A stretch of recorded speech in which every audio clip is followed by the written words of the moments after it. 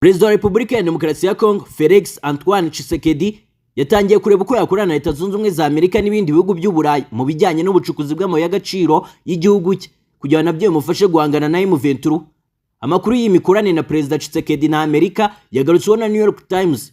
Iki kinyamakuru cyatangaje ko kuri ubu Tshisekedi wabuzacira n'ayamira kubera ingabo ze zikomeje gutakaza umusubirizo ibice zagenzuraga, yemeye guha Amerika n'abanyaburayi amabuye y'agaciro y'igihugu cye kugira ngo arebe ko bamufasha guhangana na M23.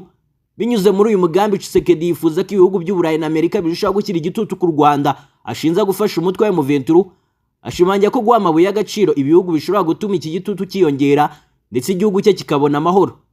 Tshisekedi yemeye gutanga aya mabuye y'agaciro mu gihe urwego rw'ubucukuzi mu gihugu cye rwari rumaze igihe kinini rugaragaramo umubare munini w'ibigo binini by'Abashinwa birubyaza umusaruro kurusha Amerika n'Uburayi. Aya makuru agiye hanze mu gihe ibihugu nk'Uburayi biza ku isonga mu gusahura umutungo wa Repubulika ya Demokarasi ya Congo, Ubudage na Leta Zunze Ubumwe za Amerika byatangiye gushyira igitutu ku Rwanda ndetse bikarukangisha n'ibihano. Ku ikubitiro Amerika yahise inafatira ibihano General James Kabarebe usanzwe ari umunyamabanga wa Leta ushinzwe ubutwererane bw'akarere muri Minisiteri y'Ububanyi n'Amahanga, imushinja kuba umuhuza w'u Rwanda na M23. Repubulika ya Demokarasi ya Congo ni kimwe mu bihugu byo ku isi bifite umutungo kamere mwinshi cyane ujyanye n'amabuye y'agaciro, kuko ifite zahabu, diyama, cobalt, copper, nickel, uranium, coltan, lithium n'andi menshi. Congo ifite kandi umutungo kamere utarakorwaho ubarirwa muri miliyari ibihumbi 24 by'amadolari y'Amerika, bituma ari cyo gihugu cya mbere gikize ku isi hagendeye ku mutungo kamere wacyo mu gihe wose waba utunganyijwe. Bibarwa ko 48% bya cobalt yacuruzwe ku isi hose muri 2013 yavuye muri Repubulika ya Demokarasi ya Congo, mu gihe icyo gihe 47% by'ububiko bw'ibiri ku isi ariho yari iherereye. Imibare ya vuba yerekana ko 60% bya cobalt iri ku isi yose iri muri Repubulika ya Demokarasi ya Congo, no kuvuga toni miliyoni 36.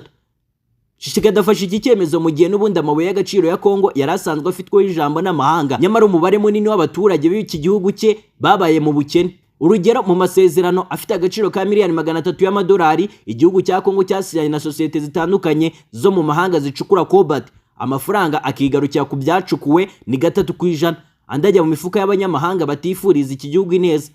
Bibarwa kandi ko 40% bya diyama icukurwa mu bice bya Kasayi no muri Kivu zombi n'utundi duce twa Maniema na Katanga ijyanwa mu mahanga mu buryo bunyanyije n'amategeko, ni nako bigenda ku yandi mabuye. Ni kenshi Tshisekedi yagiye yumvikana avuga ko intambara ahanganyemo na M23 iterwa n'u Rwanda rushaka gusahura igihugu cye.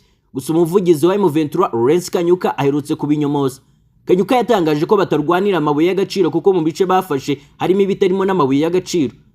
Atugiye Bunagana na Rucuru nta mabuye y'agaciro ahari. Intambara yacu ni uguharanira kubaho kwacu. Kinshasa iraduheza ikatwita abanyamahanga, ariko twe ntabwo turi abanyamahanga, turi abanyekongo, turi iwacu, tugomba kubaho, nicyo cya mbere. Icyo duharanira si amabuye y'agaciro ni ukubaho. Yagaragaje ko badaharanira uburenganzira bw'ubwoko bumwe, ko ahubwo baharanira uburenganzira bw'amoko yose. Atanga urugero rwo kuba akomoka Kasayi ariko akaba ari mu ihuriro rya M23. Ati turwanira amoko yose, twe ntabwo turi abahiza nguni bashingiye ku moko nka Tshisekedi ufata bamwe akabashyira ku ruhande agashyiraho politike y'ikimenyane.